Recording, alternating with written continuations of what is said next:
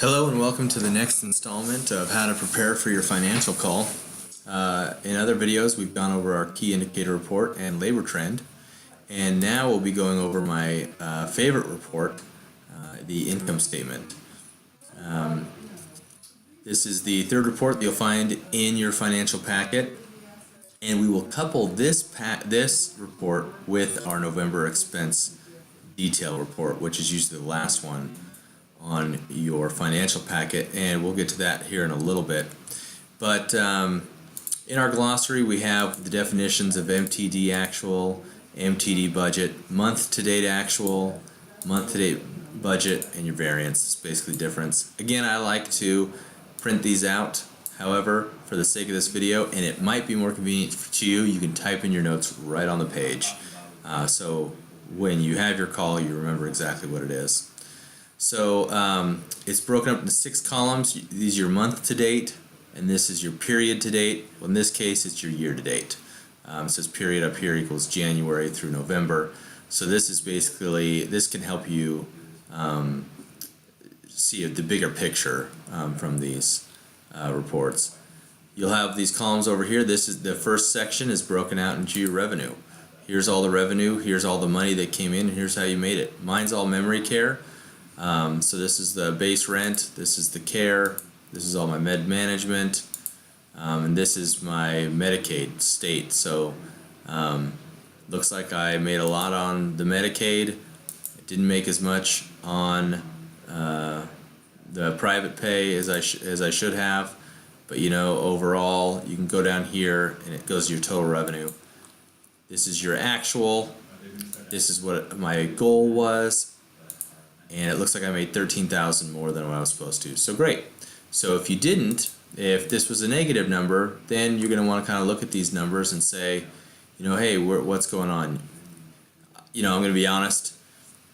If you made negative right here, it's got to be your census. You just got to look at your census. How many people you got in there? If you're full and you're still in negative, well, how many Medicaid do you have in your community? That's really going to be the deciding factor for your revenue, is your census. Census. Then we're going to get into our expenses. First here is kind of like our payroll. So, you know, you got your training wages. And this is what I do. It's very easy. You just focus right here on this column, your variance. Anything that's a big negative, you're really going to want to look at. So here's kind of our payroll. So I'm going to look right here, and I'm going to see, okay, I have a negative 25.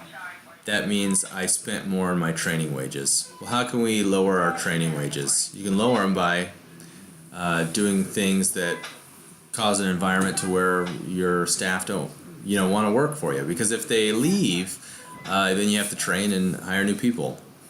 This can also go up for other kinds of training, like in services, employee bonuses. So I'm going to want to look at these large numbers and figure out what's going on. So it looks like sick pay was up. That's because there's some call-outs. Holiday pay because Thanksgiving was that month. You know, medical insurance, FICA. So those all seems pretty self-explanatory.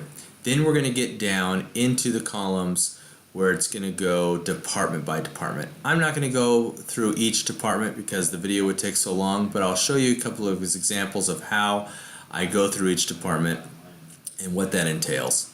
So here we go. We got our wellness department. Our wellness department is wellness services right here, this square right here. So this is basically all of our wellness. So this is what we're going to be focusing on. So first part is your wages. So it looks like your total wellness wages, mine was $47,000.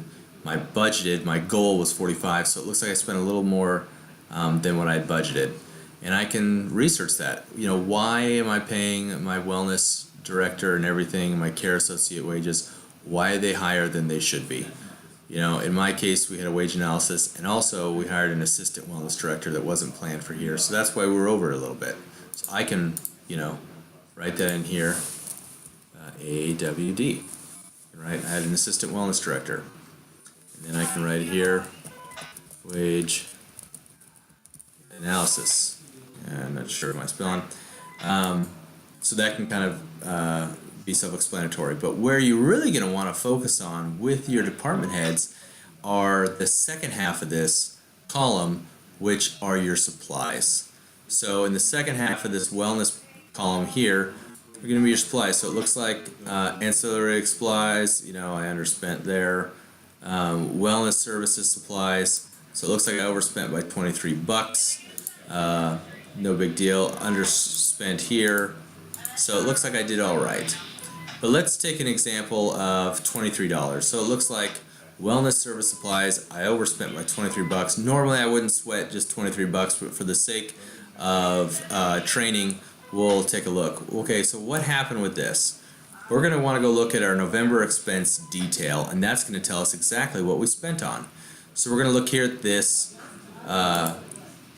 account number right here. 5620 is our wellness services supplies. So I'm going to go over to November expense detail, and then I'm going to scroll down to, see here's these numbers, 5620 or 5260. Here it is, 5260, wellness services supplies. So here's everything we bought and who bought it for wellness services supplies. So I'm just going to take a look.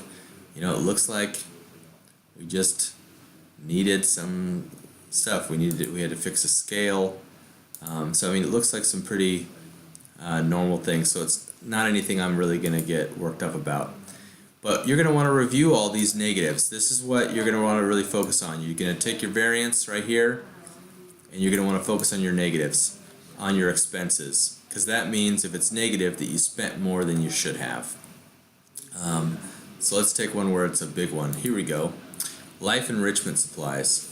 So I'm going to look at my life enrichment supplies. That code is 5540. So what happened there? Let's take a look. 5540. I'm going to scroll down. 5540. Look at all this life enrichment supplies. Well, apparently we had a taxi. Paid for magazines. We had cupcakes, Dollar Tree, Amazon tablecloths. We bought Amazon tablecloths because we were having a holiday event. Amazon a green floral cards, Safeway photo cake, Amazon disposable cups dispenser, green floral crafts. So it looks like a lot of things for our holiday party was what tipped us over the edge. So I'm going to say, when you're on your financial call, they're going to go, hey, you overspent, there's a big negative number here, you overspent in life enrichment $474. What's the deal there? Holiday party. That's basically where we spent the majority of that money. It's not going to happen in the next month, so that number is going to go down. So you can explain it away. And you're going to want to go through this entire report and go through it line by line and just take a look at all your big negatives. Here's another one, Plan Ops 5660. Why is that so? Why did I spend so much more money on Plan Ops supplies? 5660. Let's take a look. 5660. Wow, look at all this stuff. So I'm going to take a look. High school pharmacy, red lights.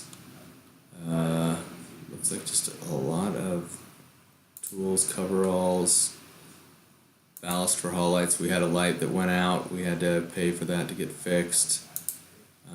These are the red lights that go above our doors, and those were pretty spendy.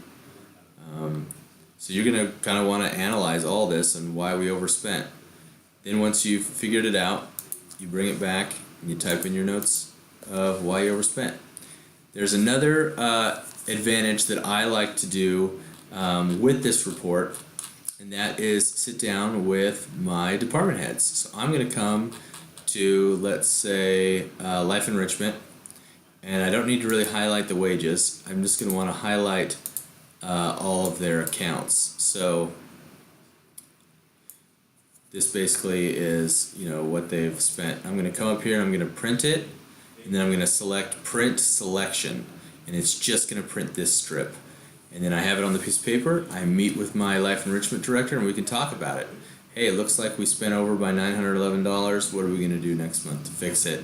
You come up with a game plan, you write in your notes here, and then you have it ready for your financial call. And that is the income statement and what you can do to prepare yourself for the financial call.